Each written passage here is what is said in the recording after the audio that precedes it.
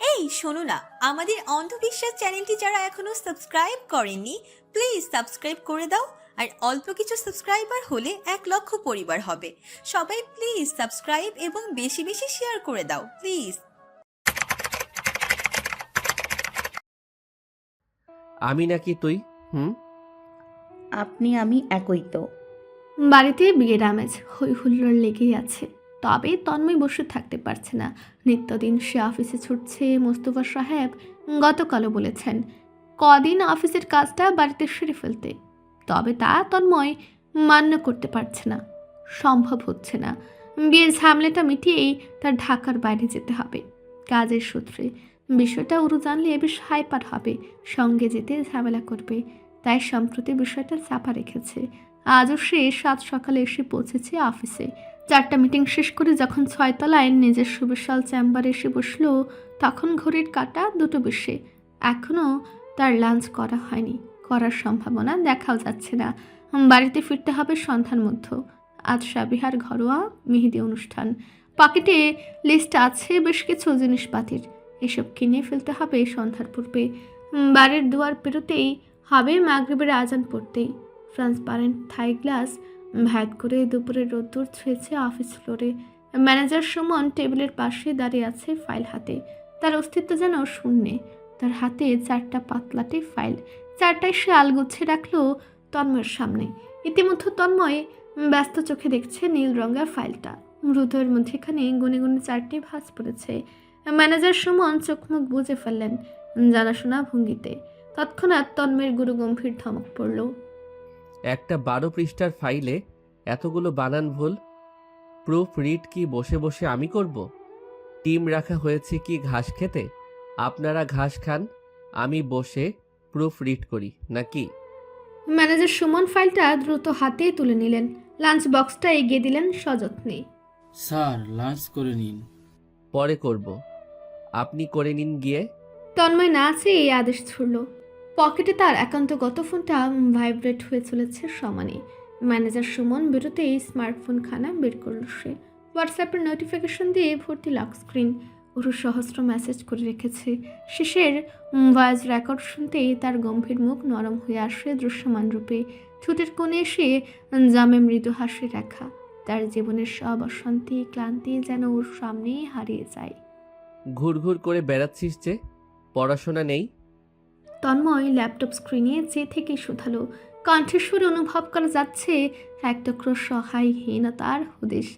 নিভানে ক্লান্ত শরীর আজ শোয়া হয়ে এলো না। মোজা পরিহিত, ডান পায়ের ওপর বাম পাটা অলস ভঙ্গিতে আছে। অঙ্গ প্রত্যঙ্গে office wear, formal 3 piece suit. ক্লান্ত চোখ দুটি তখনও ব্যস্ত ল্যাপটপ স্ক্রিনে। একটা গুরুত্বপূর্ণ ইমেল পড়ছে।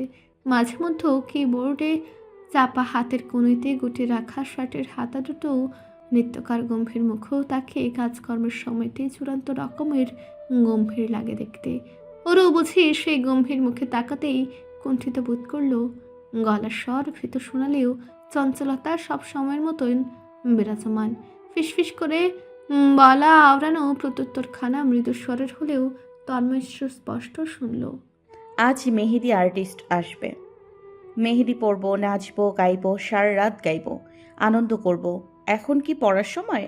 সবাই কি আপনার মতন রসকসীন নাকি? শুধু পড়া আর পড়া। বিয়ে বাড়িতে কোনো পড়াশোনা নেই, কেউ করে না।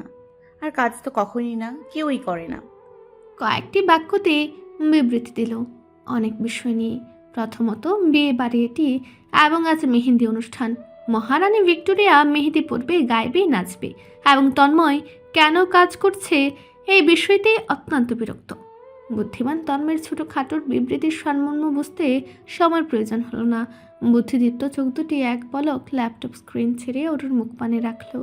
কারচুপির কাজ করা সবুজ রঙা কামিজ পরেছে। সিল্কের ওড়নাটা গলায় ঝুলানো। ফর্সা নগ্ন পা জোড়া ফ্লোর ছুঁয়ে আছে। ঠিক তার ডান পাশেতেই হাঁটছে মেয়েটা। এমন কনকনে ঠান্ডা ফ্লোরে নগ্ন পায়ে হেঁটে কি বোঝাতে চাই? কিছুক্ষণ পূর্বের হাস্যোজ্জ্বল মুখখানা এখন ভূতা করে রেখেছে। তন্ময় ফের ল্যাপটপ স্ক্রিনে দৃষ্টি ফেলল। অসহায় স্বরে বলে, ফাঁকিবাজ, পড়াশোনার কথা বললেই যত ছোট। গায়ে জ্যাকেট নেই, পায়ে মোজা জুতো কিছু নেই কেন? ওর মিনমিনে জবাব। আমার ইচ্ছে। এমনিতেও আপনি ব্যস্ত মানুষ। আমার জুতো ছাড়া পা দুটো দেখার সময় কই? তন্ময় তৎক্ষণাৎ দৃষ্টি ফেলল অরুর নগ্ন পা দুটোতে। বাম পায়ে একটি রূপালি পায়েল পরে আছে, নিখুঁত আকার, পারফেকশন, দারুণ মানিয়েছে। আনমনেই হাসলো তন্ময়। সে একান্ত আন্দাজে কিনেছিল ফিরবার পথে। এতটা দারুণ মাপ মতো হবে তা ভাবেনি। পাশে তাকিয়ে দেখলো তার অফিস ব্যাগটা নেই। কখন নিয়েছে কে জানে। অরু আকুল কণ্ঠে প্রশ্ন ছুড়ল। এনেছেন অথচ দেননি কেন? এহেন প্রশ্নে তন্মের অসহায়ত্ব যেন কয়েক গুণ বাড়ল। সময় দিয়েছিস? অরু ঘড়ির কাঁটা ধরে গুনে গুনে সময় বলল। আপনি এসছেন 10 মিনিট 30 সেকেন্ড হয়েছে। তন্ময় দীর্ঘশ্বাস ফেলল। এ সময় কলিং বাজলো। অরু উতলা হয়ে ছুটতে চাইল দরজা খুলতে। তন্ময় বাদ সাধল সঙ্গে সঙ্গেই। জুতো পরে নে। অরু বাধ্য মেয়ের মতন জুতো পড়ল। তবে তার আগেই দীপ্ত সিঁড়ি ভেঙে ছুটে এসেছে দরজা খুলতে। ইতিমধ্যে সকলেই জানে এ সময় মেহেদি আর্টিস্টের আসার কথা আছে। এসেছেও বোধ হয়। তন্ময় কোট ল্যাপটপ হাতে উঠে দাঁড়ালো। সিঁড়ি দিয়ে উঠতে নিয়েই দেখলো সাবিহা রুবিও নামছে ত্বরান্বিতা। ওরাও সবুজ রঙের আউটফিট পরেছে। ইতিমধ্যে ভেতরে প্রবেশ করেছে একজন মেহেন্দি আর্টিস্ট। তার সাথে দুজন অ্যাসিস্ট্যান্ট আর্টিস্টও এসেছে। মূলত মেহেন্দি অনুষ্ঠান হওয়ার কথা ছিল বাগিচায়, তবে আবহাওয়া অধিদপ্তর জানাচ্ছে বৃষ্টি হবে 7টার পরপর।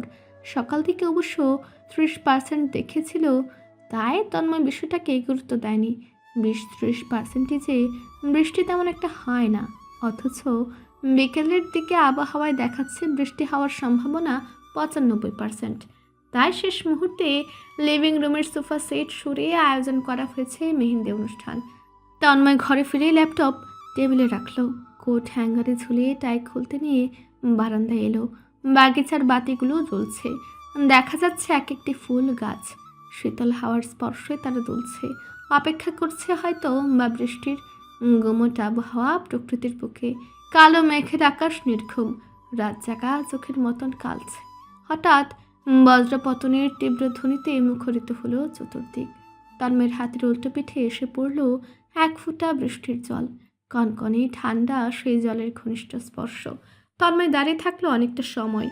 ঝুম বৃষ্টি হতে সময় লাগলো না, এক মুহূর্তেই পরিপূর্ণতাকে ভিজিয়ে দিল। সেলফোন বেজে চলেছে ক্রমান্বয়ে। গোসল শেষ করে তন্ময় আলসে ভাবে বেরোলো বাথরুম ছেড়ে।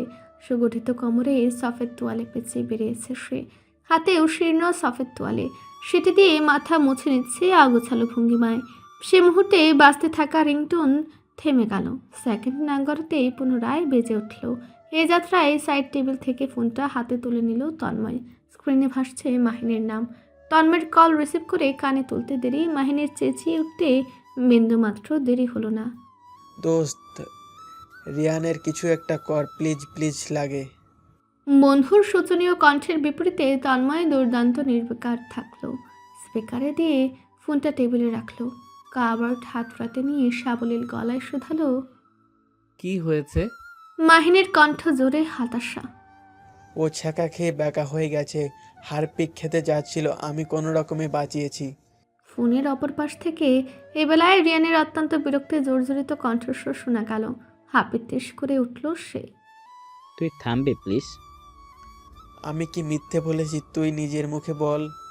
মাহিনের দৃঢ়তম স্বরের প্রত্যুত্তর। নিজের মুখে নিজের বালের কথা বলবো? শালা তুই চুপ থাক, আমরা অভিশাপ নিস না। রিয়ান অতিষ্ঠ গলায় বলতেই মাহিন পাল্টা প্রত্যুত্তর ছুড়ল। তোর অভিশাপে আমার কি বাল হয় দেখতে চাই। তোর বুকের মধ্যে পাটা থাকলে মার অভিশাপ। বাম হাত ঢুকালো ইব্রাহিম। বুকের পাটা থাকলে মার অভিশাপ, আমরা সাক্ষী আছি হিসাবে। তন্ময় যেন ওদের ঝগড়টে আলাপ শুনেও শুনছে না। সে আপন মনেই কালো রঙের টি শার্ট দেহে পরে নিয়েছে, শুভ্র নীল ট্রাউজার পরে এগুলো টেবিলের দিকে। রিয়ান তখন সহ্য হয়ে উঠেছে, কণ্ঠ কাঁদো কাঁদো হয়ে গেছে। জ্বালাস না, এমনিতেই সোহানি কন্ট্রাক্ট করছে না, বলে গেছে এবার সত্যিকারের ব্রেকআপ। তন্ময় ফোন তুলে নিল হাতে, স্পিকার সরিয়ে কানে চেপে বলল। এমন সত্যিকারের ব্রেকআপ মাসে 4টা হয় তোদের, এবার না হয় 5টা হলো। কাঁথা মুড়ি দিয়ে ঘুমা। মাহিনের উচ্চ কণ্ঠের হাসি শোনা গেল। সৈয়দও যেন এই মুহূর্তে না হেসে পারল না। তাদের চাপা হাসির গুঞ্জনে রিয়ান ত্যক্ত বিরক্ত। সবগুলো বদমাইশ নিশ্চয়ই মাহিনের বাসায়। সৈয়দ আওয়াজ তুলল ওই যাত্রায়। এ তন্ময়, তুই আয় না। বাসায় কি করিস? তন্ময়ের জবাব দেবার প্রয়োজন পড়ল না। ইব্রাহিম উদাস গলায় বলে বসলো, আজ সাবিয়ার ঘরোয়া মেহেদি অনুষ্ঠান।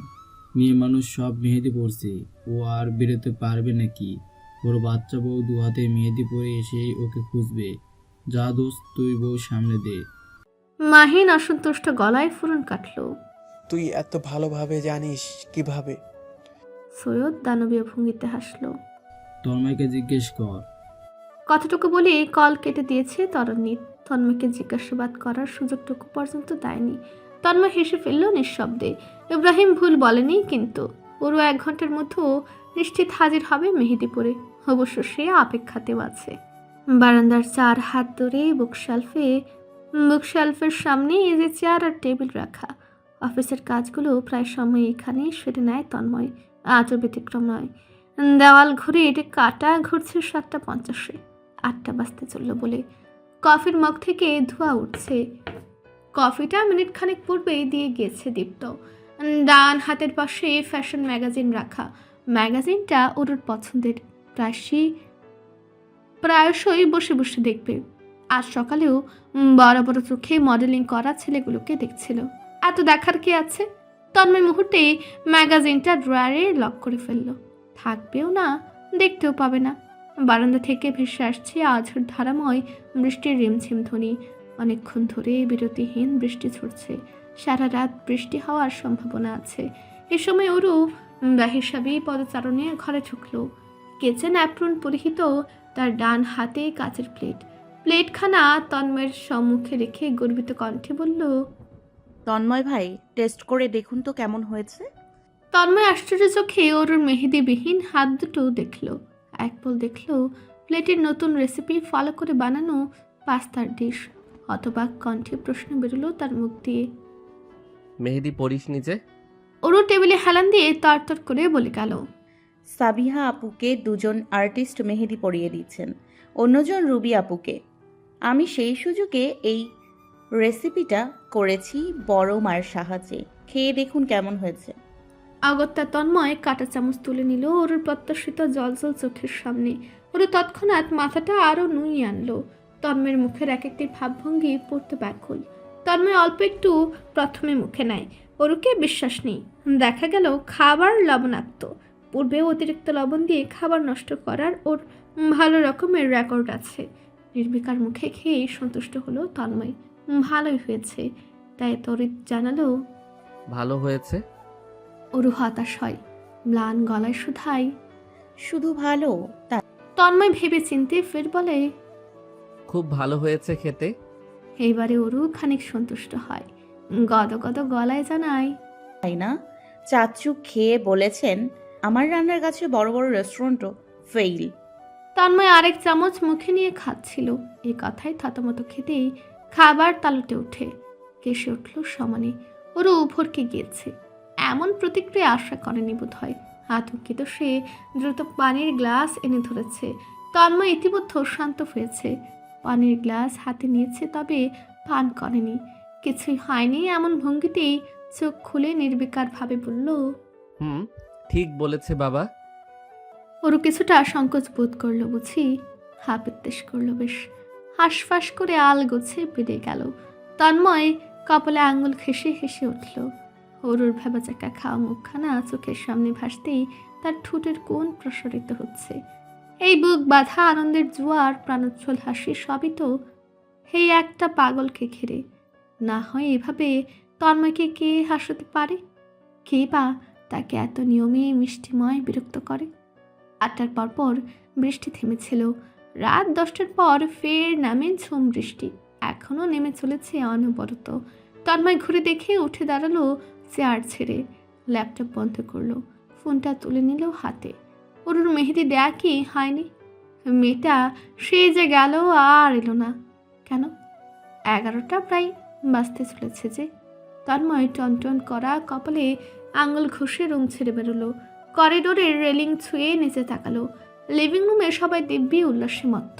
অরুকে দেখা গেল পূর্ব দিকে, দু হাতে মেহেদি দিয়ে বসে আছে, গানের সঙ্গে সুর মিলিয়ে গান গাইছে, হাসছে। এমনকি হাসতে হাসতে সাবিহার গায়ের উপর পড়ে যাচ্ছে। তন্ময় সেই দৃশ্যের কিছু ছবি তুলে ফেলল। অস্পষ্ট শোনা গেল রুবির কণ্ঠ। কি রে ওরু, বসে আছিস কেন? যা ভাইয়াকে দেখিয়ে আয়। আনোয়ার সাহেব টেলিভিশনে সংবাদ দেখছিলেন, তিনিও সুরে সুর মেলালেন। যাও মামনি ভাই। এখানে এসে ভদ্রলোক থেমে গেলেন। সবসময়ের মতন বলতে নিচ্ছিলেন, ভাইয়াকে দেখিয়ে এসো। তবে এখন তো ভাইয়া আর ভাইয়া নেই, হয়ে গিয়েছে ছাইয়া। তিনি গলা পরিষ্কার করে ফের বললেন, তন্ময়কে দেখিয়ে এসো যাও। মোস্তফা সাহেবের তীব্র দ্বিমত। দেখানোর কি আছে এখানে? ওহির সাহেবের সন্দিহান জিজ্ঞাসা। দেখালে কি হবে ভাইয়া? ছোট ভাইয়ের এরূপ জিজ্ঞাসায় অসন্তুষ্ট হলেন মোস্তফা সাহেব। জবেদা বেগম বেশ উৎফুল্লতার সঙ্গে বললেন, কি হয়েছে, কি হবে, এসব বাদ, ওরু দ্রুত যা। জয়তুন বেগমও মেয়ের তালে তাল মেলালেন। আমার নাতিটারে দেখাসো, হে বহুত পছন্দ করবো, যাও যাও। ওরও বুজুর্গদের আদরে আহ্লাদের সম্মুখে বাধ্য মেয়ের মতন উঠে দাঁড়ায়।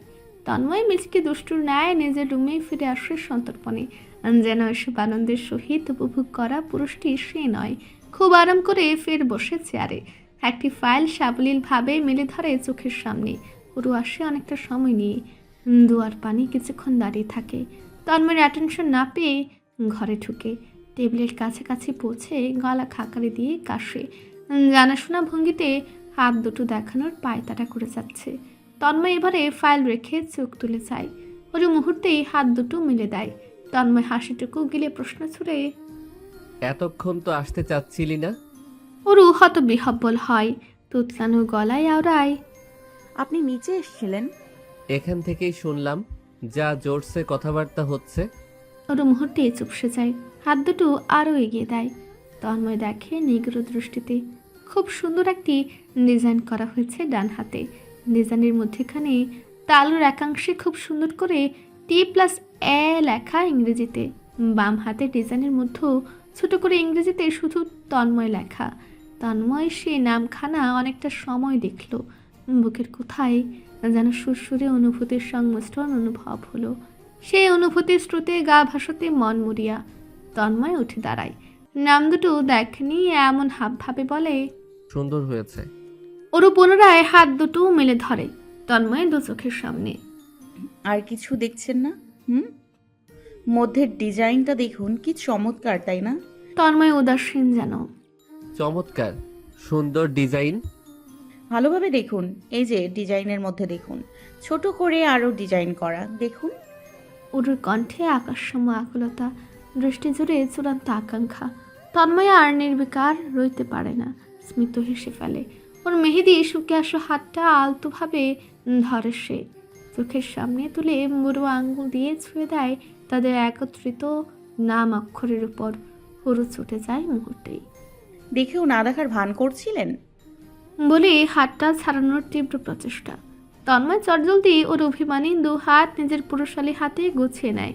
ওরু বাঁকা চোখেতে চেয়ে আদেশ ছুড়ে, আপনার হাতেও লিখতে হবে আমার নাম। আসুন আমি লিখে দিই। ওরু টেবিল থেকে বল পেন আনলো, তন্ময়কে বসিয়ে সেও পাশে বসলো। বেশ মনোযোগ দিয়ে তন্ময় রুক্ষ ডান হাতের তালুতে নিজের নামটা লিখে ফেললো। একটি ছোট লাভ আঁকতেও ভুলল না। বারান্দা থেকে তখন ভেসে আসছে বৃষ্টির ধ্বনি, ঠান্ডা শীতল হাওয়ারা, একগুচ্ছ ফুলেদের ঘ্রাণ। তন্ময়ের পুরুষালী তালুতে শাহজাহান আরবি নামটুকু বেশ সময় নিয়ে লিখল ওরু। লেখা শেষে গদে গদে কণ্ঠে শুধালো, তন্ময় এক ঝলক চাইল আচ্ছা রকমের লেদা ভেদা লেখাটুকুর দিকে। তার ভেতরে শিক্ষক সম্প্রদায় মনোভাব বলছে এক্ষুনি অরুর এই বাজে হ্যান্ড রাইটিংয়ের জন্য কঠিনভাবে কটাক্ষ করতে। অন্যদিকে প্রেমিক রূপের স্বামী সত্তা চাচ্ছে আকাশ সম প্রশ্রয় আহ্লাদ দিতে। খারাপ হোক বা ভালো, মানুষটা তো একান্ত তার। আর হাতের লেখা খারাপ হলেই বাকি, এতে আহামরি কোনো প্রয়োজনীয়তা তো নেই। ভেতরের শিক্ষক সত্তাকে বুঝিয়ে সুঝিয়ে তন্ময় নিজেকে সামনে নিল চটজলদি। মুখে আসা কথাটুকু কোনো রকমে গেলে প্রাঞ্জন গলায় প্রত্যুত্তর করলো, ভালো। শুধুমাত্র ভালো শব্দটুকু শুনে ওর দু গাল ভরে হাসলো। হাসলে ওর চোখ দুটো ডুবে যায়, গাল দুটো ফুলে ওঠে। দেখতে কি ভীষণ স্নিগ্ধ দেখায়। তন্ময়ের এই হাসিটা দেখতে ভালো লাগে। হাসির তালে তারও হাসতে ইচ্ছে হয়। অজান্তে তারও পাতলা ঠোঁট দুটোর খুন প্রসারিত হয়। পুরো তৃপ্তি নিয়ে লেখাটায় আঙুল বুলালো গুনে গুনে 3 বার। ছুঁয়েও দেখলো সে, শান্ত হলো না। ফোনে কিছু ছবিও তুলে নিল চটপট। বাইরে তখন মুষলধারা বৃষ্টি নামছে। অসময়ে অপ্রাকৃতিক বৃষ্টি। কনকনে শীতের মাসে বৃষ্টি নামা তো অপ্রাকৃতিকই বটে। এই মাসে শিশিরে ভিজবে প্রকৃতি, এই তো নিয়ম। সেই নিয়ম ভাঙা করে নামছে ঝড় ও বৃষ্টি। পড়ছে তীব্র শব্দে বজ্রপাত। কাছে কাছে কোথাও হয়তো বা পড়েছে। বারান্দার স্লাইডিং ডোর খোলা, ফলে মেঝে জলের স্পর্শে ভিজে যাচ্ছে। ঠান্ডা বাতাস এসে ছুঁয়ে দিচ্ছে শরীর। তন্ময় এক চিত্তে দেখছিল ব্যস্ত অরুর মুখ। হাস্যোজ্জ্বল মুখটা হঠাৎ করেই ভোঁতা হতে দেখে আশ্চর্য হলো সে। আঙুলের সাহায্যে গুঁতো দিল অরুর তুলতুলে নরম ফুলা ডান গালে। কি? অরু মনমরা কণ্ঠে ডাকে, তন্ময় ভাই। তন্ময়ের গলা শুকিয়ে আসে মুহূর্তেই। আবারও কি আবল তাবল মাথায় ঢুকিয়েছে মেয়ে? তন্ময় সাবধানী স্বরে শুধায়, কি? তন্ময়ের আগাম সংকেত সত্য করে ওরও আঁকা বাঁকা চোখে এদিক ওদিক চেয়ে বিড়বিড়িয়ে প্রশ্ন করে, আমাদের মেহেন্দি অনুষ্ঠান, গায়ে হলুদ, আনুষ্ঠানিক বিয়ে কবে হবে? তন্ময় হতাশ হয়ে চোখ জোড়া এক মুহূর্তের জন্য বন্ধ করে নেয়। সে স্বীকার করছে তার এই পুচকে মেয়েটা অত্যন্ত চালু ওর সব চিন্তা ভাবনা, স্বপ্নগুলো, সাথে ওর হঠাৎ হঠাৎ সমস্ত ইচ্ছেগুলো বলে দেওয়ার ব্যাপারটা উপভোগ করে সে। দীর্ঘশ্বাস ফেলে তন্ময় তাকায় ওর সরল মুখপানে। ডান হাতে আলতোভাবে চেপে ধরে ওর চোয়াল, মুখটা উঁচে ধরে গভীর দৃষ্টিতে চেয়ে বলে, বিয়ে তো হয়েছে। ওরও উত্তেজিত হয়ে পড়ে। এভাবে নয়, সবাইকে নিয়ে সাবিহা আপুর মতন অনুষ্ঠান করে। আমার তো আপনাকে বর বেশভূষায় দেখার খুব ইচ্ছে, সত্যি। কতটা অবলীলায় বলে ফেলল নিজের মনের কথাগুলো, অথচ সেই কথাগুলো কতটা প্রভাব ফেলেছে তন্ময়ের ভেতরে বুঝতে পারে এই অবুঝ মেয়েটা। কীভাবে তার হৃদয়ে উথাল পাতাল ঢেউ বয়ে যায় জানে। ওরও জবাব না পেয়ে ফের ডেকে ওঠে, তন্ময় ভাই। তন্ময় তৎক্ষণাৎ ওরকে বুকে জাপটে ধরল। ওর মাথাটা নিজের অশান্ত বুকে জোরে আওড়ালো। আচ্ছা। ওরও তন্ময়ের উষ্ণ বুকে নাক ঘষে উৎসুক স্বরে জানালো, আমি আজ এখানেই শোবো। তন্ময় দীর্ঘশ্বাস ফেলে, তবে প্রত্যুত্তর করে, আচ্ছা। ওরও 1 মাইল পেয়ে এবারে 10 মাইল চেয়ে বসে সাবধানী কণ্ঠে, আমি আগামী সব দিন এখানেই শোবো। তন্ময় এবারে শব্দ করে হেসে ফেলল। হাসির তালে কাঁপল শক্তপোক্ত বুক। ওরও স্পষ্ট অনুভব করলো সেই কম্পন। তন্ময় ওর মুখে জিজ্ঞাসাসূচক চেয়ে আগ্রহী গলায় জানতে চাইল, নিজের রুমে ঘুমালেই বা কি সমস্যা? ওরও নিশ্চুপ রইল কিছুক্ষণ। তন্ময় আগ্রহী চোখে চেয়ে আছে জবাব শোনার জন্য। ওরও আর চোখে চাইল প্রথমে। তন্ময়ের হাস্যোজ্জ্বল মুখটা দেখে যেন বলবার সাহস সঞ্চয় করছে। মিনিট খানেক সময় নিয়ে মিনমিনে স্বরে আওড়ালো, আমার আর একা শুতে ইচ্ছে করে না, আপনি পাশে না থাকলে আমার আর ঘুম আসে না। তন্ময় কাছ থেকে দেখলো ওর কম্পিত পাপড়ে জোড়া, অনুভব করলো লাজুক গাল দুটোকে। বড় করে ঢুক গেল সে। এত জোরসে বিট করছে কেন হৃদয়? মেয়েটা বোধ হয় তাকে মেরেই ফেলতে চায়। ওরও এ যাত্রায় বুঝে লজ্জা পেল। তীক্ষ্ণ চোখের চাহনি বুঝে সে খুব দ্রুত উঠে দাঁড়ালো। তন্ময় ধরার আগেই এক ছুটে পালালো। দৌড়ে ও চতুর। দুয়ারে একটিবার দাঁড়ালো অবধি না। তন্ময় শুনতে পেল দীপ্তর কণ্ঠ, অর্পি, দৌড়িও না, পড়ে যাবা। তন্ময় আপন মনে চেয়ে থাকলেও দুয়ার পানে দীর্ঘক্ষণ। সে নিজেও আজকাল একা ঘুমোতে পারে না। সিলেট তোরটাকে ভালোভাবেই নষ্ট করেছে। ওরকে বুকে না নিলে তার রাতের প্রহর যেন কাটতে চায় না। সেদিন ঘুমের ঘুরে স্বপ্ন দেখছিল ওরও তার বুকে বিড়াল ছানার মতন শুয়ে আছে। এমন স্বপ্ন সে আজকাল নিয়মিত দেখে।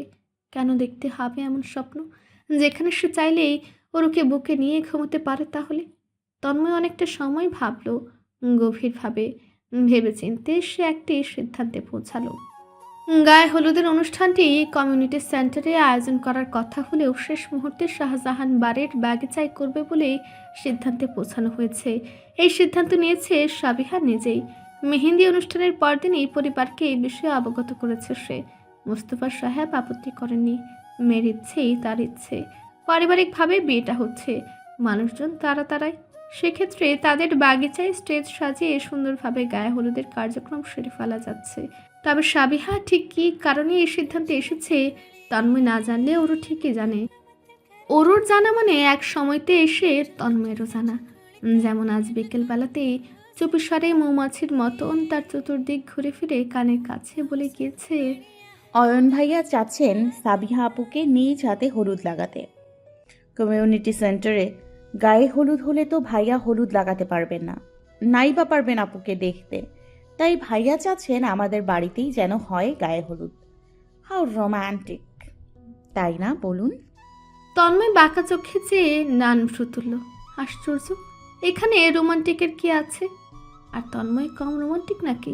কম? তন্ময় নিজেকে নিয়ে এক মুহূর্তের জন্য সন্দেহের বেড়াজালে আবদ্ধ হলো।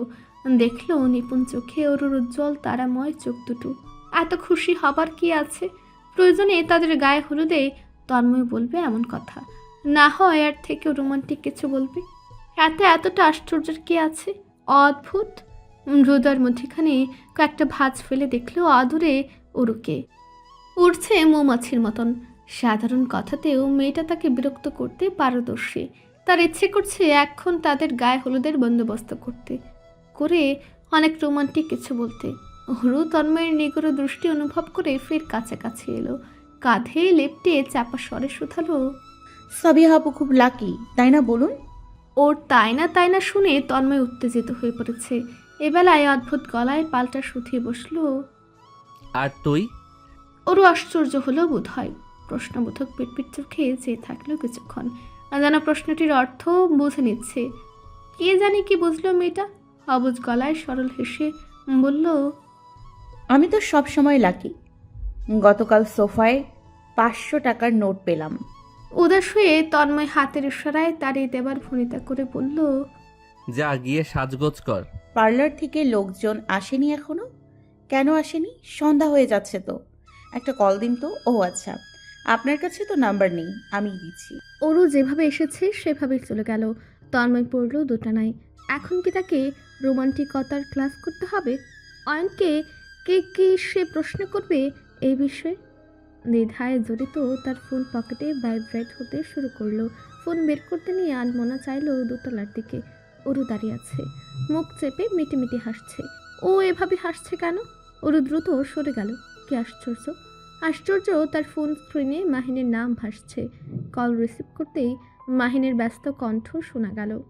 তন্ময় হতাশ কণ্ঠে জবাবে বলে, তোদের থেকে বড় বোয়াল মাছ পৃথিবীতে আর নেই, তাই তোরা এলেই হবে। কল কাটতে নিয়েও শুনল বন্ধুদের ঘর কাঁপানো অট্টহাসির ধ্বনি। পূর্ব দিকের লাইটিংয়ের সমস্যা দেখা দিয়েছে, এক সারির লাইট জ্বলছে না। তন্ময় ফোন পকেটে চালান করে দিয়ে সেদিকে হাঁটা ধরল। শীতের মধ্যেও তার গরম লাগছে, কপাল বেয়ে ঝরছে ঘাম। কাজকর্ম শেষ করতে না করতেই বেলা শেষ। সূর্য ডুবেছে অনেক আগে। শীতের বেলা যেন দেখতে দেখতেই ফুরে আসে। 6টা 2-এ ঘড়ির কাঁটা ঘুরছে। বাগানের লাইটিংয়ের সুইচ অন করতেই ঝলমল করে উঠল শাহজাহান বাড়িটা। কয়েক ধাঁচের রঙের লাইট ব্যবহার করা হয়েছে। ফুল দিয়ে রাস্তা করা হয়েছে দুয়ার ধরে স্টেজ পর্যন্ত। ইতিমধ্যে চলে এসেছে ফটোগ্রাফার। মোস্তফা সাহেব সহ আনোয়ার সাহেব, ওহি সাহেব ঘুরে ঘুরে সবটা দেখছেন। ওদিকে রান্নাবান্নার আয়োজন চলছে ভেতরের রান্নাঘরে।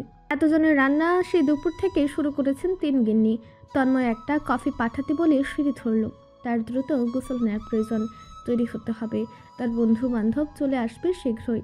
তন্ময়ের বন্ধু বান্ধবদের আগমন ঘটল 7:45-এ। হলুদ পাঞ্জাবি, সাদা পাজামা পরে এসেছে। সুহানি পরেছে সিল্কের হলুদ শাড়ি। তাদের আপ্যায়ন করতে মোস্তফা সাহেব কোথা থেকে যেন হঠাৎ করে হাজির হলেন।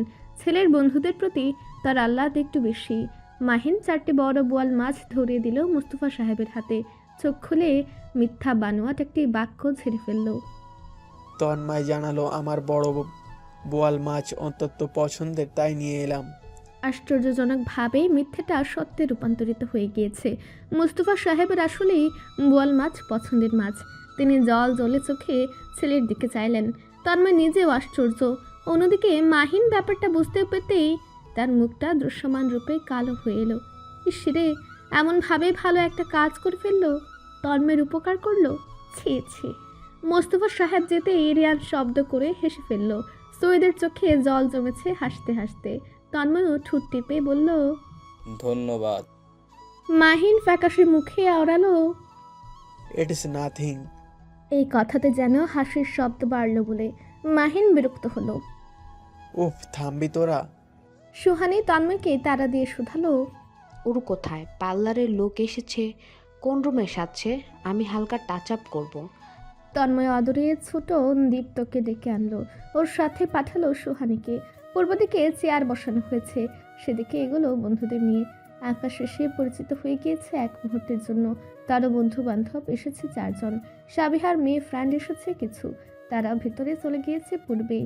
কনে এলেই মূলত হলুদের আয়োজন শুরু হবে। তন্ময় হাত ঘড়ির পানে তাকালো, রাত 8টা বাজতে চলেছে, এখনো তৈরি হচ্ছে। ওরকে দেখা গেল ডালা হাতে বেরোতে, খুব উৎসুক ওর হাবভাব, হাসি খুশি মুখ। এদিক ওদিক প্রজাপতির ন্যায় ছুটছে। জামদানি শাড়ি পরেছে, নিশ্চয়ই উঁচু জুতো পরেছে সঙ্গে। উঁচু হিলস পরলে এভাবে হেলে দুলে হাঁটে।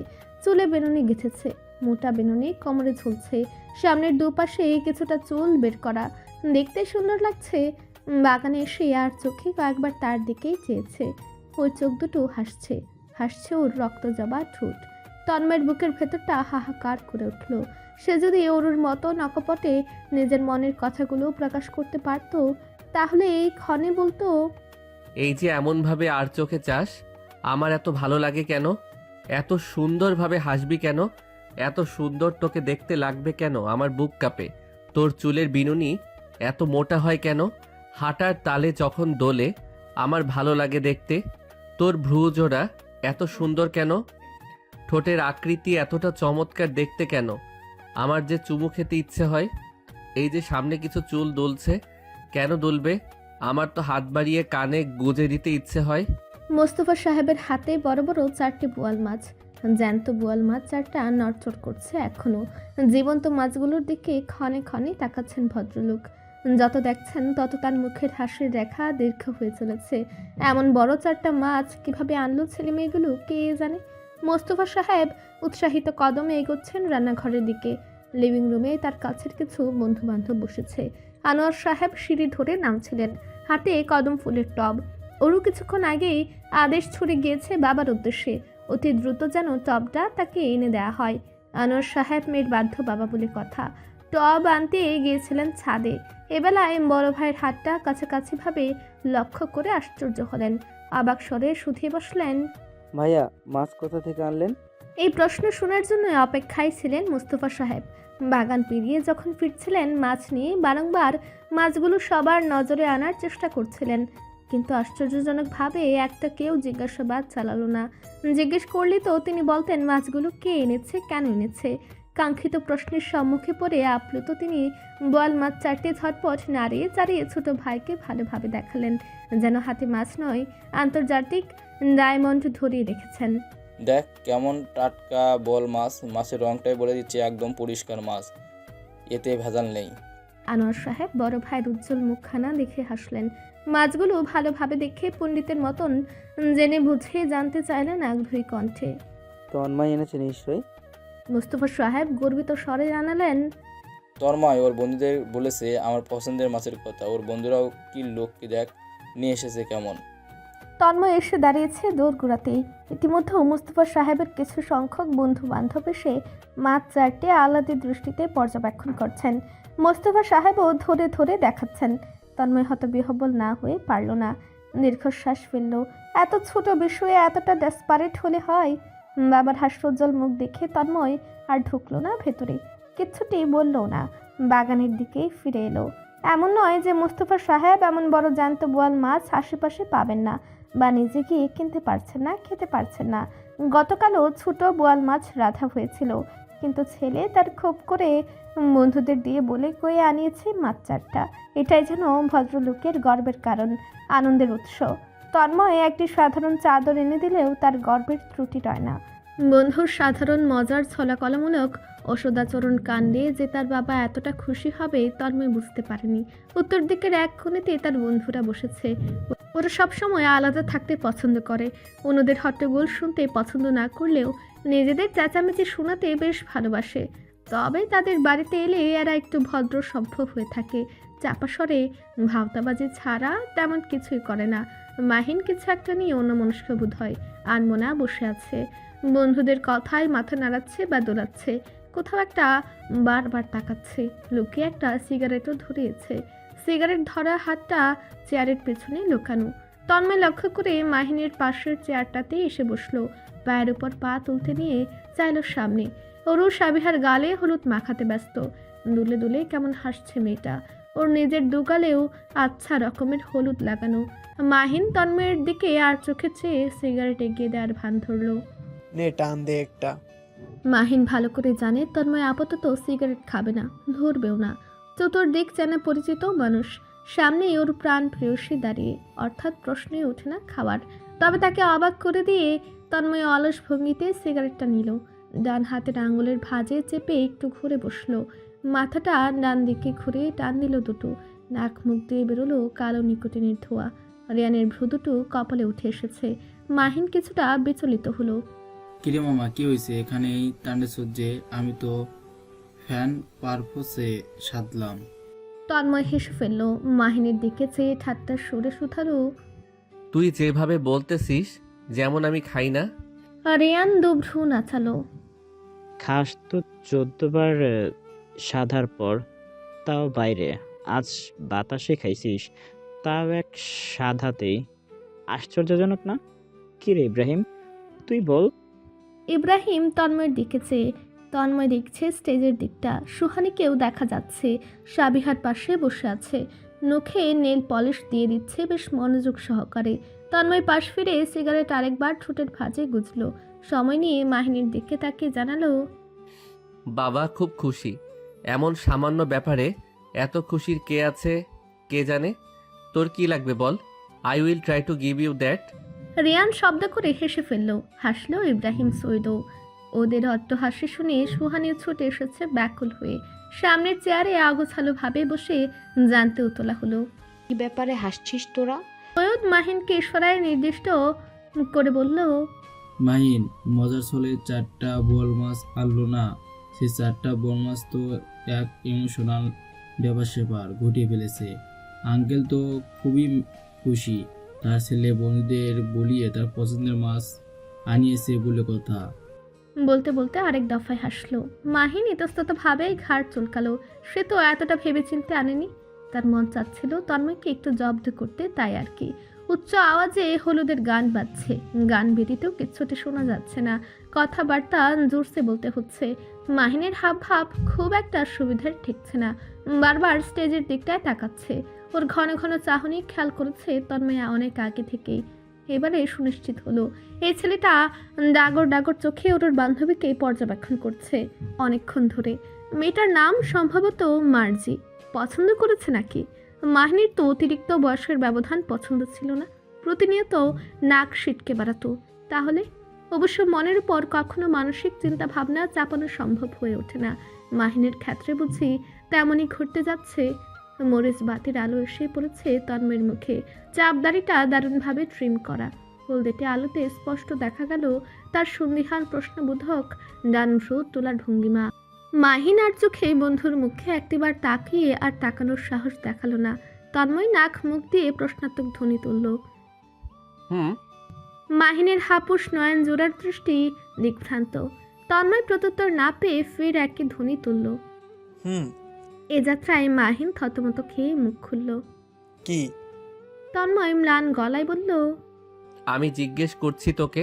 তুই না বললি যা ইচ্ছে তাই চাইতে চুমু দিবি?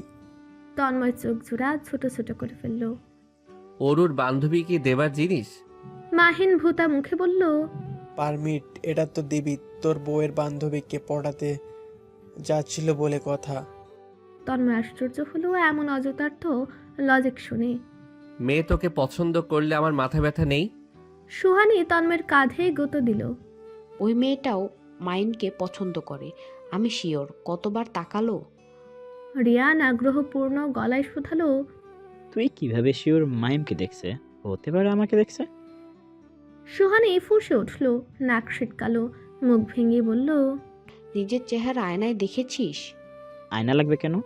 তোর চোখে তো 24 ঘন্টা দেখি, এখন তো দেখতে পারতেছি। আনসাইডলিন ওয়ার্ল্ড ওয়ার্ল্ড হ্যান্ডসাম। তন্ময় বন্ধুদের ঝগড়া থেকে দৃষ্টি সরালো, সামনেই তাকালো। স্টেজের সামনে অরুণী দৃষ্টি ঘোরালো চতুর্দিক ভালো করে।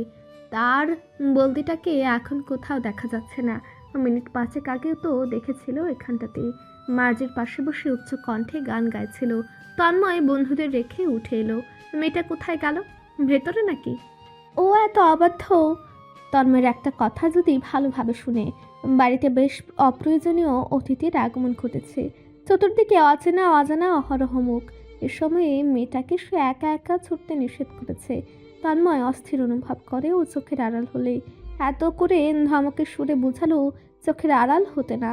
কথা শুনলো। স্টেজের সামনে ফাঁকা চেয়ারে উঁচু জুতো পেল। অরুর হিলস খুলে গিয়েছে বোধহয়। জুতা জোড়া হাতে নিয়ে বাগানটা একটিবার চক্কর মেরে বাড়ির ভেতরে ঢুকলো। মোস্তফা সাহেব একদল লোকজন নিয়ে বৈঠকে বসেছেন লিভিং রুমে। ডিভানে বসে আছেন প্রতিবেশী আজমল সাহেব। তন্ময়কে দেখতে পেয়ে গাল ভরে হাসলেন, ডান হাতের ইশারায় কাছে ডাকলেন। ভদ্রলোকের এই এক বদ অভ্যাস, আওয়াজ তুলে নয় হাতের ইশারায় ডাকতে পছন্দ করেন। ইশারায় ডাকাটা তার অন্যতম পছন্দের কাজ যেন। তন্ময় ভদ্রলোকের আহ্বানে ভদ্রতার সূচক হাসলো। এগোতে নিয়ে চারিপাশে তাকালো নিবিড়ভাবে। ওরুকে দেখা গেল না, রান্নাঘরেও না। আনোয়ার সাহেবও কাছে কাছে বসেছেন। তন্ময় সালাম জানিয়ে শুধালো, ভালো আছেন চাচা? ভদ্রলোক আলতোভাবে ধরলেন তন্ময়ের হাত দুটো। আজমল সাহেব তন্ময়কে খুব ভালো পান, স্নেহ করেন। ছোট থেকে বড় হতে দেখেছেন বলেই হয়তোবা তার চোখ দুটো উজ্জ্বলতায় পরিষ্কার জানায় মনের অব্যক্ত কথাগুলো। গত বছর অবশ্য প্রিয় নাতনির জন্য সম্বন্ধের আলাপ তুলতে চেয়েছিলেন, তবে মুস্তফা সাহেবের মতিগতি বুঝে পরে চুপও মেরে গিয়েছিলেন। এতে কি আর স্নেহ কমে? ভদ্রলোক বিনয়ী স্বরে বলেন, ভালোই আছি বাবা, তোমার বিয়েতে থাকতে পারলে আরও ভালো থাকতাম বলে মনে করছি। তুমি দাওয়াত না দিয়ে বিয়ে করতে পারলা। মুস্তফা সাহেব হেসে জবাব দিলেন ছেলের হয়ে, বাচ্চাদের বিয়ে নিজেরাই করেছে, আনুষ্ঠানিক বিয়েতে তো দাওয়াত পাবি, তোরা না এলে কারা আসবে? ভদ্রলোক হাসলেন। ছেলেকে জিজ্ঞেস করেছি, তোকে বলছি জবাব দিতে। জেনে শুনে জিজ্ঞেস করবি কেন? আজমল সাহেব রাগ করার ভান ধরে তন্ময়ের উদ্দেশ্যে বলেন, দেখো বাবা দেখো, তোমার বাবা কিভাবে লাগতেছে আমার সাথে, আমি কি একটু মজা করতে পারি না? তন্ময় জবাব দেয় না, তবে মুচকি হাসছে। তাদের ঠুনকো দুষ্টুমি দেখতে ভালোই লাগছে। মোস্তফা সাহেব হালকা কেশে ছেলের দিকে তাকালেন, শুধালেন, কাকে খুঁজছিস? ওরুকে। ওকে উপরে যেতে দেখেছো? বাগানে তো নেই। আনোয়ার সাহেব অসহায় গলায় তখনই জবাব দিলেন, হ্যাঁ, উপরে গেলে হলুদের ডালা নিয়ে। আমি জিজ্ঞেস করছিলাম কেন যাচ্ছে এই রাতের বেলাতে চাঁদে। বললো ও নাকি ইম্পর্টেন্ট কাজ আছে, আমাকেও যেতে নিষেধ করে গেল। তন্ময়ের ভ্রুদর মধ্যেখানে কয়েক ভাঁজ পড়ল। সিঁড়ি ধরল ত্বরান্বিত। সে ইতিমধ্যে বুঝতে পেরেছে কেন ও উপরে গিয়েছে। অন্যদের প্রেমজনিত ব্যাপার স্যাপারে ও এগোবে। নিশ্চয়ই কথাবার্তা আদান প্রদান করতে ব্যস্ত ব্যাককেলটা। জ্যোৎস্নাময় রাত্রির পূর্ণ চাঁদটা মাথার ঠিক উপরেই। চাঁদের চতুর্দিক নক্ষত্রের আধিপত্যতা বিরাজমান। ছাদের দরজাটা আধ খোলা। ছাদ দুয়ারে দাঁড়াতেই কনকনে ঠান্ডা হাওয়া ছুঁয়ে গেল। সজাগ হয়ে উঠল গায়ের এক একটি পশম। এই মাসে হাওয়ার স্পর্শ হয়ে থাকে দুর্দান্ত শীতল। শীতের তুপ প্রকৃতির হাওয়ায় যেন বাড়িয়ে তুলেছে কয়েক গুণে। চাঁদের জ্যোৎস্নায় সে লুটিয়েছে ছাদের কোনায় কোনায়। আশেপাশে ঘন ঘটা কুয়াশার বেড়াজাল। মোহাচ্ছন্ন এক পরিবেশে অরু হলুদের ডালা হাতে দাঁড়িয়ে, ঠিক পশ্চিম দিকের প্রাচীর ঘেঁষে। শাড়িটা নড়বড়ে হয়েছে সামান্য। আয়নের অবয়ব অনুধাবন করা যাচ্ছে। ওদের ছাদেই দাঁড়িয়ে ছেলেটা গুমোট অথচ অসন্তোষ কণ্ঠে শুধিয়েছে, সাবিয়া আসেনি ওরু? অরুর কণ্ঠে ঝরে পড়ছে বেদনার রস, যেন এখনো কথা বলতে ওর কণ্ঠ রোধ হয়ে আসছে। লিভিং রুমে চাচু, বাবা সহ আরও অনেকেই বসে আছেন, তাই আপু আসতে পারছে না, খুব লজ্জা পাচ্ছে। তবে আমি হলুদের বাটি নিয়ে এসছি ভাইয়া, এটা থেকেই আপু হলুদ ব্যবহার করেছে। অয়ন মিনমিনে স্বরে আওড়ায়, হলুদ তো সুতো মাত্র, যাতে আসতে বললাম তার তো কোনো খবরই নেই। ওরু বুঝে শুনল, মাথাটা আরও কয়েক ধাপে নত করলো। অয়নের পীড়িত হৃদয় উপলব্ধি করছে যেন। তন্ময় ছাদের দরজায় হেলান দিয়ে দাঁড়িয়ে আছে, বুকে দু হাত বেঁধেছে আমুদে, ঠোঁট বেঁকিয়ে ভ্রু তুলে দেখছে দুজনের নিপুণ কাণ্ড কারখানা। ওরু তখনও চোখ বুজে মিথ্যে বলে কয়ে অয়নকে আশ্বস্ত করতে ব্যস্ত। ভাইয়া, আপুও খুব করে আসতে চাচ্ছিল, খুব করে, বিশ্বাস করো। বারবার করে বলছিল পরিস্থিতির জন্য যেতে পারছি না, নাইলে আমি এতক্ষণ যেতাম। সত্যি, তুমি কষ্ট পেও না। অয়নের মুখের রং পাল্টালো, ভূতা মুখ কুচকে এলো। এমন কথা বলবে সাবিহা? তার সাবিহা যে 24 ঘন্টা 23 ঘন্টায় তার থেকে পালিয়ে বেড়াতে ব্যস্ত। অরুকে বাঁকা চোখে দেখে অয়ন বলল, এই কথা না বললেই বুঝি ভালো ছিল। বলতে বলতে অয়ন আনমনা চোখ তুলে চাইল অরুর ঠিক পিছনে। তন্ময়কে আবছায়া আগন্তুক হিসেবে দেখেও সে চিনে ফেলল এক পলকে। নিঃশব্দে ফাঁকা হাসলো কোনো রকমে। ধরফরিয়ে ওঠা বুকের পাটা ছুঁয়ে এক দৌড়ে নেমে গেল। সালাম দেবার প্রয়োজন বোধটুকু করল না। ধমক খাওয়ার ইচ্ছে আপাতত তার নেই। ডালা হাতে ওরু আতঙ্কিত নয়নে অয়নের চলে যাওয়ার দিকে চেয়ে আছে। ভূতের ভয়ে তার মেরুদণ্ড বেয়ে ভয়ের স্রোত বয়ে গেল, গলা ধরে আসলো। ভয়ে আটসাট হলো সর্বাঙ্গ। ভীত সে চমকে পেছনে তাকালো বড় বড় চোখে। এই বুঝি উচ্চ স্বরে চিৎকার দিয়ে উঠবে, কিন্তু না। সব শেষে তন্ময়কে দেখতে পেয়ে তৎক্ষণাৎ খোলা মুখ বন্ধ করে নিল। ডান হাতে ধর পরানো বুক চেপে বলল, এভাবে কেউ দাঁড়িয়ে থাকে? আমি ভয় পেয়ে গেছি। অরুর এলুকেশি চুল কপাল ছুঁয়ে আছে, ফর্সা দু গালে মিষ্টি করে হলুদ লাগানো, চাঁদের আলোয় সুন্দর দেখতে লাগছে। তন্ময় এগোতে এগোতে গম্ভীর মুখে শুধালো, একাই উঠে এসছিস, তখন ভয় করেনি? গম্ভীর কণ্ঠ শুনে অরু সতর্ক হলো খানিক। ভালো করে তন্ময়কে দেখে নিল, মিনমিন স্বরে সাফাই গাইতে বলল, ভয়ের কি আছে? ভূত বলতে কিছুই নেই তো। আমি ভাইয়াকে হলুদ দিতে এসেছি জাস্ট। অরুর খুব কাছাকাছি এসে থামলো তন্ময়। ওর কপালে আঙ্গুল দিয়ে গৌতম মেরে প্রশ্ন করলো, দেয়া শেষ? ওরু প্রথমে মাথা দোলালো উপর নিচ, পরপর মাথা নাড়ালো ডানে বায়ে। নিচ থেকে তখন গানের আওয়াজ ভেসে আসছে, টুনের মতন মৃদু। মরিচ বাতির উজ্জ্বলতা ছাদে এসেও ভিড়েছে যেন। সকলের হই হুল্লোড় কর্ণগোচর হচ্ছে একটু একটু করে। দীপ্ত কিছু একটা নিয়ে আলোড়ন সৃষ্টি করছে খুব উচ্চ স্বরে। তার সাথে মুস্তফা সাহেবের প্রাণোচ্ছল হাসির ধ্বনিও মিশে আছে। আশ্চর্য, ওর উপরে এলেই কেন তাদের আনন্দ উল্লাসে মত্ত হতে হবে? ওদের এমন রঙ্গ তামাশা দেখে ওরও নিচে যেতে ব্যাকুল হয়ে ওঠে। দ্রুত গলায় বলে, না, ভাইয়া তো নিল না, চলুন নিচে যাই। ওরও দুরন্ত কদমে তন্ময়কে পাশ কাটিয়ে চলে যেতে ব্যাকুল রয়। ওর মন মস্তিষ্ক সব আপাতত নিচে ঘটিত নাচ গানের উপর। তন্ময় অবলীলায় ওর চঞ্চল ডান হাতটা টেনে ধরে, এক ফিচেল টানে দাঁড় করায় ছাদের প্রাচীর ঘেঁষে। কণ্ঠ নামিয়ে প্রশ্ন করে, দু গালে ঘন করে হলুদ লাগিয়ে দিয়েছে কে? ওরও গাল ফুলায় আর চোখে নিচে চায়। কলি আর মার্জি নাচ শুরু করেছে ঢুল বাজে গানটিতে। সবাই জড়সড় ভাবে গোল হয়ে দাঁড়িয়ে আছে, করতালি দিয়ে নাচ দেখছে। ওরও ব্যাগ্র গতিতে জানায়, মার্জি দিয়েছে, ওরা নাচছে, দেখবো। আমি নিচে যাই, আপনি আসুন। ওরু ফের যেতে উতলা হয়। তন্ময় বিরক্ত হয়, বাদ সত্ত্বে সামনে এসে দাঁড়ায় গভীরভাবে। অরুর মাথাটা এসে ছুঁয়েছে তার বুক। ডান হাতে অরুর গাল দুটো চেপে বলে, এমনভাবে হলুদ মাখিয়ে দিয়েছে যেন গায়ে হলুদ তোর হচ্ছে। ওরু মাথা তুলে চাইল, খেয়াল করলো তন্ময়ের পরিষ্কার মুখখানা। আশ্চর্য হলো সে। আপনাকে মাখিনি হলুদ? সবাইকেই তো জোরপূর্বক মাখানো হলো। আপনি কোথায় ছিলেন? তন্ময় হাসি চাপিয়ে বলে, কার সাহস আমাকে মাখানোর? ওরু ভেঙচি কাটে। সাহসের কি আছে এখানে? বলে এই ডান হাত ভরে হলুদ নিল বাটি থেকে। তন্ময়ের গালে লাগাতে দ্রুত হাত বাড়ালো, তবে শেষমেশ গাল ছুঁতে পারল না। তন্ময় চঞ্চল নরম হাতটা নিজের হাতের মুঠোয় ভরে নিল নিমিষেই। চ্যাটচ্যাটে হলুদে মেখে গেল নিজের হাতও। ওরু চোখ ছোট করে চেয়ে আছে, মুখ ভূতা, কণ্ঠ গম্ভীর। লাগাতে হবে না, সরুন, আমি নিচে যাব। তন্ময় অসন্তোষ হলো বড্ড। এমনিতে তো বেশ আরোপ লাগিয়ে বেড়াস, আমি কাছে থাকি না, কথা বলি না, আর এখন যে পালাতে উতলা হয়ে আছিস। গান পরিবর্তন হয়েছে, বর্তমানে সুবিখ্যাত একটা আইটেম গান চলছে, ওটাই হয়তোবা কেউ নাচছে। মজলিস আরও গরম, চেঁচামেচি বৃদ্ধি পেয়েছে। ওরুর বুকের পাখিটা উত্তেজনায় তখন দিশেহারা। সে এখন নিচে যাবেই যাবে। উফ, সরুন রে তন্ময়ের হলুদ মাখো মাখো শীতল হাতটা ওর রুষ্ণ কমর ছুঁয়ে দিতেই মেয়েটা চুপসে গেল কেমন। চঞ্চল চোখ জোড়া থমকালো, বাক্যের পূর্ণতাও মিলল না। গড়র করে চলতে থাকা মুখটা আচমকাই বন্ধ হয়ে গেল। অনুভব করলো তন্ময়ের শীতল পুরুষালী রুক্ষ হাতটা প্যাটে বিচরণ চালাচ্ছে। হলুদে মাখামাখি কাণ্ড। হরু শক্ত করে চোখ বুজে নিয়েছে, থরথর করে কাঁপুনি ধরেছে ওষ্ঠজোড়ায়। তন্ময় নিগুড় দৃষ্টিতে দেখলো হলদি মুখখানা, আর একটু গভীর হয়ে ধীরে গলায় বলল, সরব না। কি করবি? বলতে বলতে তন্ময় নিজের খোঁচা খোঁচা গাল ঘষে দিল অরুর তুলতুলে নরম ডান গালে। সে স্পর্শে কেঁপে উঠে সরে যেতে চাওয়া মেয়েটাকে সে দু হাতে জাপটে ধরে।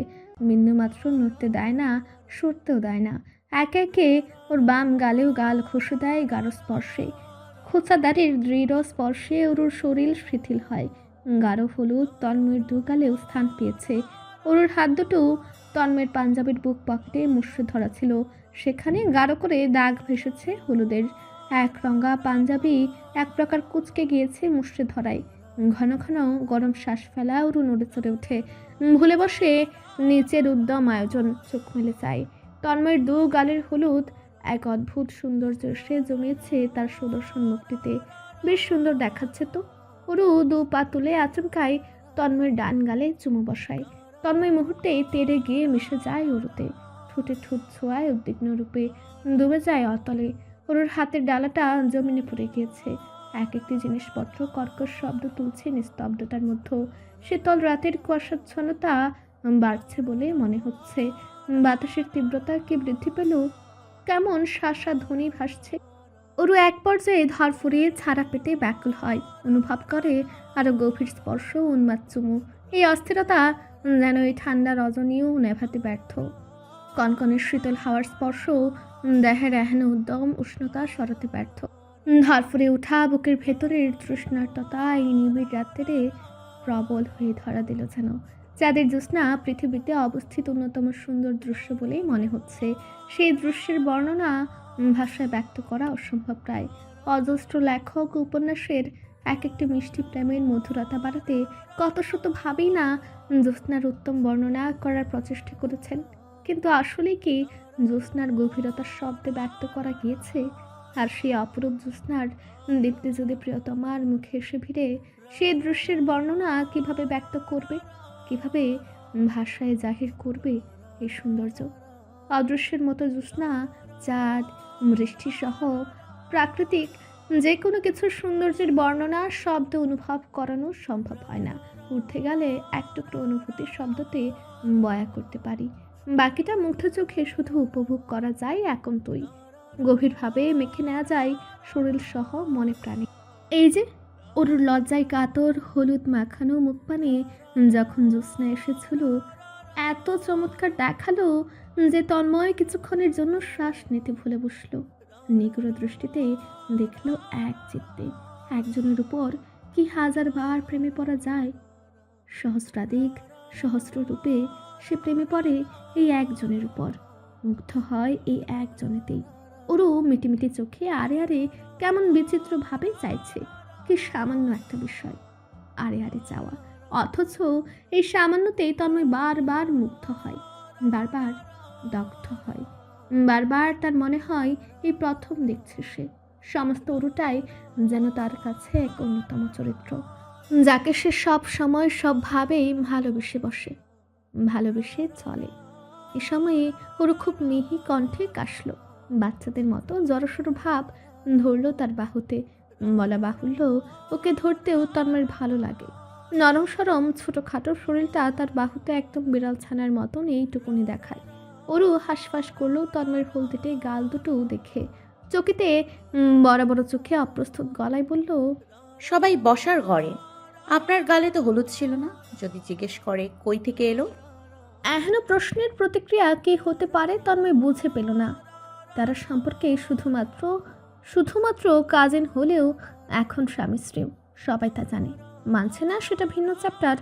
মিয়া বিবি ছাদের আধারে ছিল এতক্ষণ ধরে, মিয়া গালে হলুদ মেখে নামছে। এ দৃশ্য দেখে কোন বেয়াক্কেল প্রশ্ন করবে হলুদ কোথা থেকে এলো? নিশ্চয়ই তাদের মস্তিষ্ক ওর মতন একটুখানি নয়। মুখে এই কথাটুকু বলে ফেললেই এক কেলেঙ্কারি নিশ্চিত ঘটে যাবে। ওরও ছুটে যাবে, কথাবার্তা বন্ধ করবে, আর ওর সবচেয়ে বড় হাতিয়ার অ্যাভয়েড করা তাকে, সেটাও করবে। আগত্যা মনের কথাটুকু মুখে বলার প্রশ্ন আসছেই না, তাই দুর্দান্ত নির্বিকার কণ্ঠে প্রত্যুত্তর করলো। বলবি আমি ভালোবেসে অনেক আদর করে খুব যত্নের সাথে তন্ময় ভাইয়ের গালে গাল ঘষে হলুদ মাখিয়ে দিয়েছি। ওরও হতবিহ্বল হলো বোধ হয়, নিথর হয়ে এলো শরীর। আশ্চর্যের সপ্তম আকাশে উঠে গিয়েছে যেন। নীরব নিশ্চল দৃষ্টিতে কিছুক্ষণ চেয়ে থেকে অবিশ্বাস্য কণ্ঠে একটি শব্দ দুবার করে আওড়ালো, ছি ছি। বলে নিজেকে ছাড়িয়ে নিল অরু। তন্ময়কে দুর্বলজনক কঠিন দৃষ্টি দেখিয়ে এক দৌড়ে ছাদ থেকে নেমে গেল। হলুদের ডালাপালা তখনও পড়ে রইল ছাদের ফ্লোরে, হলুদে মেখে গেছে ছাদের অনেকাংশ। তন্ময় দু হাঁটু ভেঙে বসলো, ডালা তুলে নিয়ে একে একে তুলল হলুদের বাটি, সেটি হাতে নিয়ে নেমে এলো সিঁড়ি বেয়ে। নিজেকে আয়নায় একবার দেখে নেওয়া দরকার। ওরও লিপস্টিক পরা ছিল, ছুতে লেগেছে কিনা সে কয়েকবার রুমাল দিয়ে মুখ মুছে নিয়েছে, তারপরও নিঃশ্বাসের বিশ্বাস নেই, এবং আসলেই নেই। দীপ্ত দোতলার সিঁড়ির মাথাতেই দাঁড়িয়ে তন্ময়কে দেখছে ফ্যালফ্যাল চোখে। হঠাৎ ফিক করে হেসে ফেলল বাচ্চাদের মতন। হেসে হেসে উচ্চস্বরে শুধালো, ভাইয়া তুমি লিপস্টিক লাগিয়েছো কেন? আল্লাহ, লিপস কস অর ফর গ্লাস জানো না? তন্ময় হতাশ হয়। যেখানে বাঘের ভয় সেখানে কেন যে সন্ধে হয়। আশ্চর্য। রবি আদরে ছিল, তার হাতে জুসের ট্রে, সেও থমকে দাঁড়িয়েছে। বসবার ঘরেও একটা আগ্রহ জন্মেছে দীপ্তর প্রশ্নের সত্যতা জানার। তন্ময় নির্বিকার ভঙ্গিতে আঙ্গুলে চুটকি বাজিয়ে দীপ্তকে কাছে ডাকলো। দীপ্ত সতর্ক চোখে বড় ভাইয়ের গম্ভীর মুখখানা দেখতে দেখতে এগোচ্ছে। তন্ময়ের গম্ভীর দু গালে হলুদ, ঠোঁট জুড়ে এবড়ো থেবড়ো লিপস্টিক স্টেইন, অথচ তাতেও গম্ভীর্যতা ফিকে হতে পারল না। দীপ্ত ভীতভাবে কাছাকাছি আসতেই তন্ময়কে এক হাতে কবজিতে তুলে ফেললো অবলীলায়। রওনা দিল নিজের ঘরের দিকে। যেতে নিয়েই হুকুম করলো, তুই পড়তে বসবি এখন। গত টেস্টে ম্যাথমেটিক্সে আউট অফ 30-তে 12 পেয়েছিস। দীপ্ত মুহূর্তেই নিয়ে গেল আতঙ্কে। ভাইয়া আমি একদম লক্ষ্মী বাচ্চা হয়ে থাকবো, কিছু বলবো না। আমাকে অনুষ্ঠানে যেতে দাও প্লিজ। আমি কিছুই দেখিনি, আমি কিছুই জানি না, সত্যি। তন্ময় নিজের ঘরের দুয়ার সামনে এসে ওকে নামালো, ভ্রু নাচিয়ে জিজ্ঞাসাবাদ চালালো। You sure? দীপ্ত পেছোতে শুরু করেছে। 100% বলে ঘুরে দৌড় দিয়েছে। তন্ময় ভিতরে ঢুকলো। সর্বপ্রথম আয়নায় মুখটা দেখে নিল। কিছুটা বিভ্রান্ত হলো, বিভ্রান্ত কাটিয়ে উঠতে পারেনি পূর্বেই বন্ধুরা এক একটা হুড়মুড়ে ঘরে ঢুকে পড়লো। আজকে কি তন্ময়ের খারাপ দিনের মধ্যকার একদিন? না হলে এই সময়ে হাতে নাতে প্রমাণ সহ এই জাহিলদের হাতে পড়বে কেন সে? ঘরে ঢুকেই মাহিন তন্ময়ের মুখ দেখে আশ্চর্য হয়। থমকে রয় তার দেহখানা। রিয়ান থরথর করে কেঁপে বিছানায় পড়ে গিয়েছে। একেবারে জলসার বাংলা সিরিয়ালের একটি সুপরিচিত দৃশ্য এই যেন। সৈয়দ বিড়বিড় শুরু করলো, ধুমতানা না ধুমতানা না। সবগুলো শুরু করেছে ইচ্ছে রকমের অযথার্থ ল্যাকপুলিং।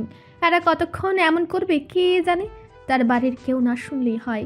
তন্ময় উদাস চোখে বন্ধুদের এক পলক দেখে নিল। ওদের অগ্রাহ্য করে টিস্যু বক্স হাতে তুলে নিল। মুছতে শুরু করলো মুখমণ্ডল। ভাবসাব একই রকম তার।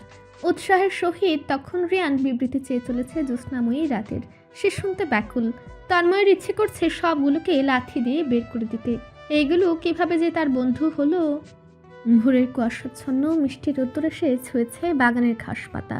শিশির জলে ভেজা ঘাসগুলো শুকিয়ে যাচ্ছে রোদের সংস্পর্শে এসে। প্রজাপতিরা উঠছে ফুলগুলোর ভেতরে উপরে। বাতাসের বটকও নেই প্রকৃতিতে। বাগানে গতকাল রাতের আনুষ্ঠানিক আয়োজনের চিহ্ন মাত্র আর নেই। রাতের মধ্যেই পরিষ্কার পরিচ্ছন্ন করা হয়েছে। জগিং শেষ করে মাত্রই ফিরেছেন মোস্তফা সাহেব। বাগানের মধ্যেখানে সাজানো চেয়ারের একটিতে এসে বসেছেন। উপভোগ করছেন আরামদায়ক স্নিগ্ধ রোদ। শীতকালীন সকালের রোদ্দুর অনেকটাই তপ্ত গরমের এক পশলা মিষ্টি বৃষ্টির মতন, চোখ বুজে অনুভব করার মতন। আজকাল তিনি একাই জগিংয়ের জন্য বেরোচ্ছেন। এমনিতে আগে ছেলেকে নিয়ে বেরোতেন, ইদানিং ছেলেটা বেরোচ্ছে না। কিন্তু কেন? আজ অবশ্যই জিজ্ঞেস করবেন। সকাল করে হাঁটতে বেরোনো তো ছেলেটাই শেখালো তাকে। মাঝ রাস্তায় এখন ছেড়ে দেবে কেন? একা জগিং করতে তার ভালো লাগে না। অভ্যাস খুব খারাপ জিনিস। আজ আবারও প্রমাণিত হলো। ক্যাটসের ফিতে খুলতে নিয়ে হাঁক ছাড়লেন স্ত্রীর উদ্দেশ্যে। 1 কাপ চা আর আজকের নিউজ পেপার এখন তার প্রয়োজন। বাজার সদাইয়ের কি অবস্থা দেখা দরকার। গতকাল দেখালো স্বর্ণের দাম কমেছে, আজকে আবার কেমন হালচাল কে জানে। জবাদা বেগম এগিয়ে আসছেন 1 কাপ চা আর নিউজ পেপার নিয়ে। স্বামীর হাতে চাটা ধরিয়ে দিয়ে টেবিলের উপর রাখলেন নিউজ পেপার। মোস্তফা সাহেব চায়ে 1 চুমুক দিয়ে প্রশ্ন করলেন ভূতা গলায়। তোমার রাজপুত্র কি উঠেছে? জবাদা বেগম হাসলেন মিহিস্বরে। ঘুমোলোই তো ভোরে, আজ কি আর সকাল সকাল উঠতে পারবে? দুপুর হবে। মুস্তফা সাহেব মাথা দোলালেন, দুলিয়ে থামলেন না, আওড়ালেনও। আচ্ছা, ওকে ডেকো না, কাউকে ডাকতেও দিও না, ঘুমাতে দাও। এভাবে কাজের চাপ নিয়ে রেখেছে বড্ড। এবারেও ভদ্র মহিলা নিঃশব্দে হাসলেন। কিছুক্ষণ বসে উপভোগ করলেন সোনালি রোদের স্পর্শ, শুনলেন মিষ্টি পাখিদের কোলাহল, দেখলেন স্নিগ্ধ প্রজাপতিদের উড়োউড়ি। তন্ময়ের ঘুম ভাঙল বেশ বেলা করে। ঘড়ির কাঁটা তখন প্রায় 12টার কাছাকাছি। ঘরের ভেতরটা রোদে ঝলমল করছে, জানালা খোলা, পর্দা সরানো। জোড়া পাখি এসে বসেছে জানালায়। তন্ময় ঘুম ঘুম চোখে একবার তাকালো সেদিকে। রাতে তো সব লাগানো ছিল। কোন পণ্ডিত এসেছিল ঘরে? নিশ্চিত তার পণ্ডিতেই এসেছিল পাখামি করতে। গতকাল সে বন্ধুদের গাড়িতে তুলে দিয়ে এসেছিল রাত 4:35। ঘুমোতে ঘুমোতে আজান পড়ে গিয়েছিল। ওরও অবশ্য 3টার আগেই ঘুমিয়ে পড়েছিল বসার ঘরের সোফায় আনোয়ার সাহেবের কোলে মাথা রেখে। পরে সেই ওকে কোলে করে ঘরে দিয়ে এসেছিল। উঠে বসতে না বসতেই উরু ঢুকলো ভেতরে। তন্ময়কে জাগিত দেখে হুড়মুড়ে কাছে এলো, কণ্ঠ জুড়ে বিষাদের আবির্ভাব। নিয়মিত ভালোবাসার গল্প শুনতে এবং পড়তে আমাদের অন্ধবিশ্বাস চ্যানেলটি সাবস্ক্রাইব করে পাশে থাকা বেল আইকনটি ক্লিক করুন। ধন্যবাদ সবাইকে।